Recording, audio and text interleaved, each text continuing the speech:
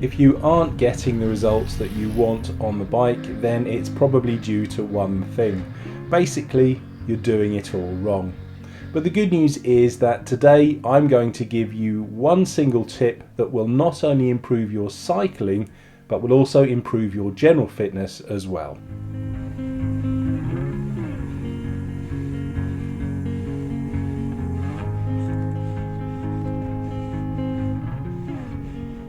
Many people, particularly beginner cyclists, are under the illusion that the way you get fit on the bike is to go out and ride as hard as you can, as fast as you can, for as long as you can. And granted, yes, while this method will give you certain fitness benefits, it only really suits a particular type of person. I call it the Billy Big Banana method. Now, the problem with this method is that it's quite a high risk strategy. Going out and riding that intensely for that length of time is only going to increase your risk of strains and injuries. Plus, because it is quite hard, it's very easy to lose interest and focus, and any fitness benefits that you get quickly are going to be lost equally as quickly.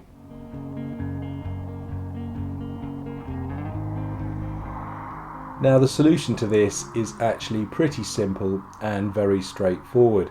Basically, it's the exact opposite. So think the story of the tortoise and the hare.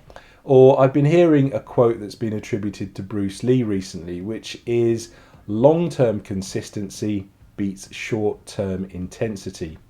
Now, I'll admit that I've never had even the most remote interest in Kung Fu films or even in Bruce Lee himself, but there's no denying that he was really good at what he did. And hopefully this was the mantra that he lived by, if you can believe that he actually said it, based on, how reliable quotes are on the internet. And cycling isn't really any different.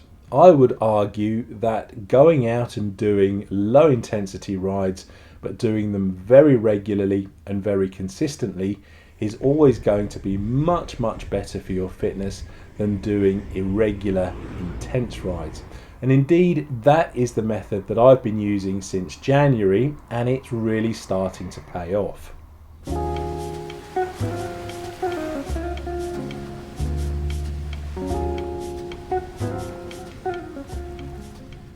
If you're a regular viewer of this channel, you'll know that I'm a great believer in setting targets. And over the last couple of weeks, my target has been to ride around about 150 kilometers a week. At the moment, I'm going out and cycling every day. So that works out to about 21.5 kilometers a day, or about 45 minutes of seat time. Now, Billy Big Bananas would approach this very differently. For example, he might go out and only do 2 very intense 75 kilometer rides. And yes, he is going to get a lot of fitness benefit from those. But again, I would also argue that he's also doing himself a little bit of damage along the way. Now, on paper, although Billy Big Bananas and I have exactly the same 150 kilometers in the bank of fitness for that week, because I spread my rides out over the 7 days, my fitness benefits that I got from those rides are going to be just that bit more firmly established in my physiology. And what's more, the next time I go out, those fitness benefits will be even further embedded. Unlike Billy Big Bananas, whose fitness benefits are going to be fading away while he's busy doing something else. There are a couple of other things that you need to think about when you do any type of training, and that's recovery. Basically, you need enough time to recover from the ride that you have done before you go out and do your next ride. Otherwise, you really are only just punishing yourself and doing more damage to your body. But when you are doing these sort of lower intensity rides, that recovery period becomes much shorter. And the other thing to think about, of course, is that as you start doing these lower intensity rides, these shorter distances, you will need to build up a little bit if you are to increase your fitness and not just keep it where it is.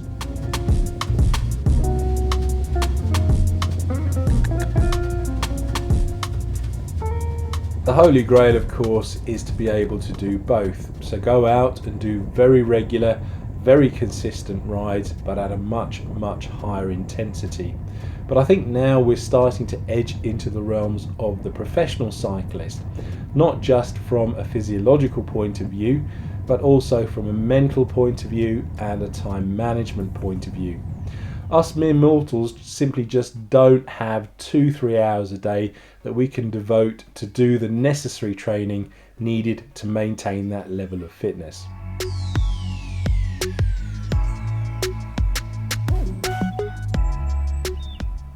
In my experience, I found that if you do go out and you do those regular, consistent rides, that base distance that you ride, so using the example before, that 21.5 kilometers, becomes easier and easier to ride.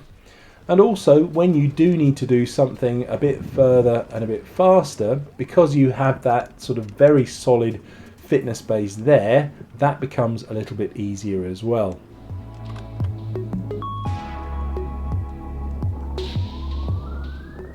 If you have been struggling to get the results that you want on the bike, then I cannot recommend this method enough. Only you will know how much time you have to commit to going out regularly and consistently, and how far you'll be able to cycle when you do. But it's very important that you get out there and you ride regularly and consistently, even if it's only for 10, 15, 20 minutes at a time. And if you think that that's not going to do a great deal for your fitness, well, think again. Fitness will come. It may be very slow and it may be very subtle, but there will be a time when something will happen where you'll go out on a ride and you'll suddenly think, now I'm a lot fitter than I was, say, 2, 3, 4 months ago. And if you're worried that being this committed is going to be difficult, well, you're not alone. I also thought like that a couple of months ago. But if you want to know how I overcame that and the benefits that I've received, then click on the video just here. In the meantime though, thank you for watching and I'll see you on the next one.